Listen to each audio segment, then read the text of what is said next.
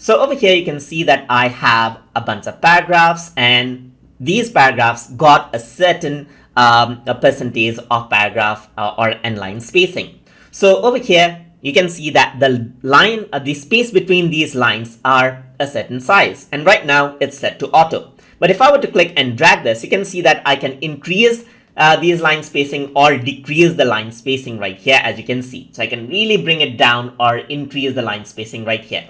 If I were to type in 100%, then there's a line spacing right here of like 1 character height size. You can go around and type in, let's say 150, and then what happens is that, okay, I actually typed in 150. Let me type in 150%. It increases out the spacing by 150%. Similarly, you can go around right here, increase and decrease the size of the letter spacing over here as well. And that is how this actually works out. The space between the letters actually changes out once you change this around.